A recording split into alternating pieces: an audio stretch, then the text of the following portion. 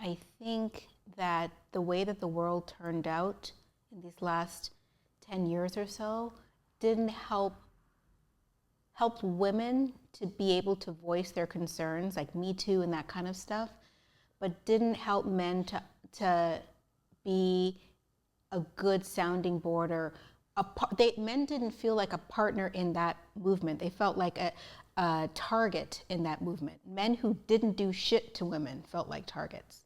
So I think the movement fucked up a lot of shit. And so I think men are going through their own mini emotional response to that in the same way white people are going through their response to the George Floyd shit. You know what I'm saying? You hear them on TV like getting rid of fucking a women's program that helps black businesses. This is not about that program. That program's been around for 20 fucking years. You're mad because you had a backlash and you were to look at yourself. And I'm not mad at them for being mad. They're on that side right now, right? But I think that men never really had the capacity to be just soft and gushy and emotional other than very tight circumstances. And now that the finger is on them, well, you might be this, the defensiveness is out of control. And it takes so much longer to get a man down from that, to be a real partner and to have that emotional maturity than it used to be. Does that make sense? 100%. Okay. Like men will, sorry, really quickly, men will give me a compliment, then apologize for it. Now I feel like, fuck. You know, like, you look beautiful. I'm sorry if that offended you. Like, are you fucking kidding me? I feel flattered. Like, okay, these days I don't know what I'm doing. And now we're not talking about the next thing would have said after you look beautiful. We're talking about fucking Me Too and the fact that they're not pervs, which I never thought. So now I'm walking them off the ledge of someplace I didn't put them on, but because they don't know how to behave, we spend too much time trying to deal with the societal issues instead of who we are as people. What Me Too did for me was, it was the first time that my idea of how I showed up was challenged. That I allowed my idea of this archetype of man be challenged. Mm-hmm. And because it was the water in which I swam, I didn't understand how it was showing up. And I am thankful for that movement, for it gave me an opportunity to reflect back to me how I had been showing up since I was a teenager. And a part of what women, I feel, are witnessing in some instances, I'll speak in mine, is a shame. 100%. An actual shame for that behavior. And how, thank you for that. And how blind I was. And hurtful and demeaning.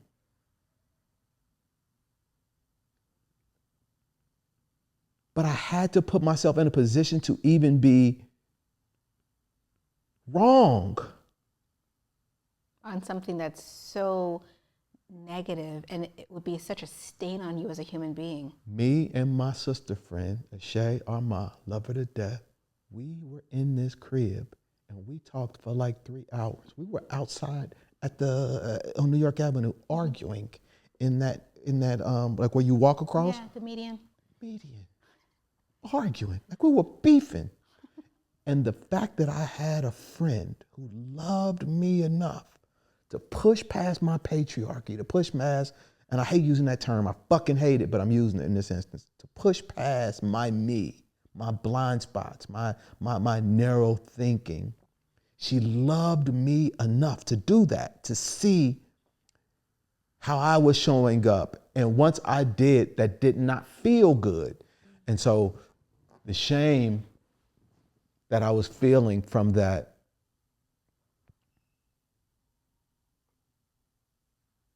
had to turn to love. And sometimes that transition isn't made by men in a lot of instances. So Say more about that. Huh? Say more about about that? We just stick.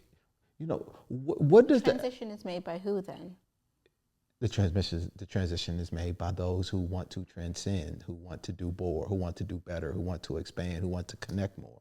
Did you say the transition isn't made by men? Isn't made often. Oh, okay. From the shame. Sure. For those who witnessed, for those who recognize the error of their ways, it's a lot of us who could be titled something, who will never be titled that thing, because that's the thing I'm pushing against, that exact thing. Oh, you just encapsulated it so beautifully, which is you get to a point with a man where a conversation is being had, and you might ask a question or call them on something, or they call you on something, whatever it is, a natural path to organic knowing each other. And the desire to not be seen as a guy who supersedes what was really seen and said in that moment. And that's when I go, I have to decide, do I want to push with this person like your friend in the median? Or am I setting myself up for a life of this conversation and I just don't have it in me? Do you know what I'm saying? Because I'm going to do that shit in some way that I don't see. But what I can't do is get a man to see that the word you don't like, the patriarchy, has got him in the left nut. And it's hanging on for dear life. And only you can extricate that shit. You know what we can't do? What can't we do? You know what we can't do? What men can't do? Yeah. Okay, what? We can't get y'all to see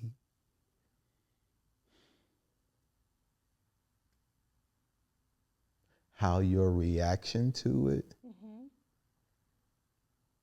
keeps you from getting there in the first place. And perpetuates it. I hear that. And, not but, and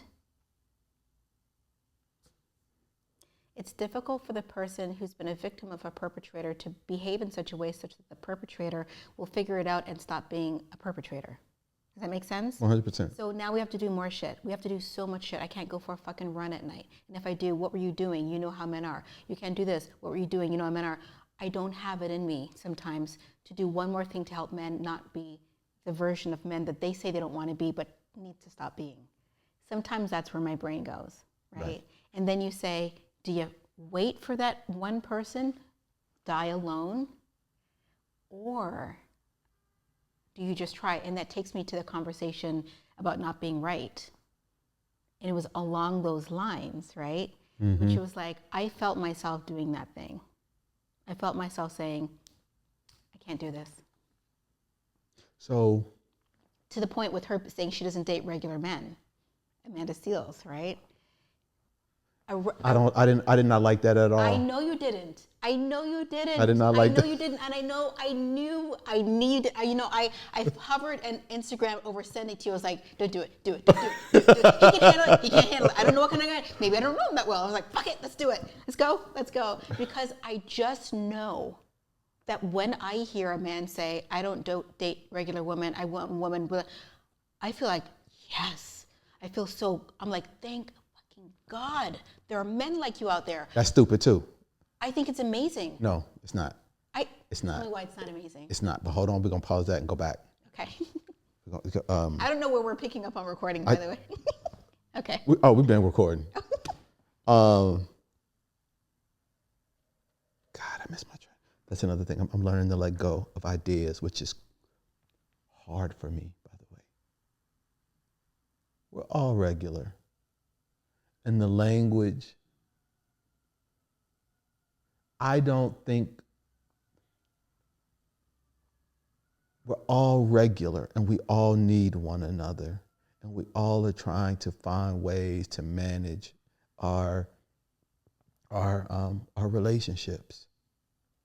And certain relationships in our society have certain value, have higher value over others, but that's the challenge.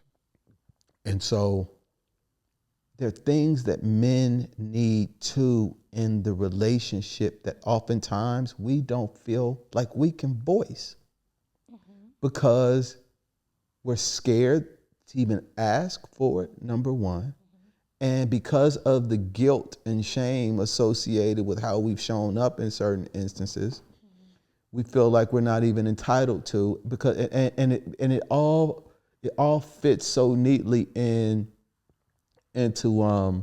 reinforcing this idea of the man. You just do what you're supposed to do. You show up. You put your needs to the back and all of that. And so in the end, where this man is trying to get up and show, because it's patriarchy. So that means, guess who the fuck is responsible for patriarchy? A man. Even if the man is a victim of the patriarchy. So there's little nuance allowed in the conversation with his woman or what's going on. So he's looked at the one. So the best thing I can do is just take all that bullshit that I got and feelings that I got and put it to the side and just show up as this thing that I got now.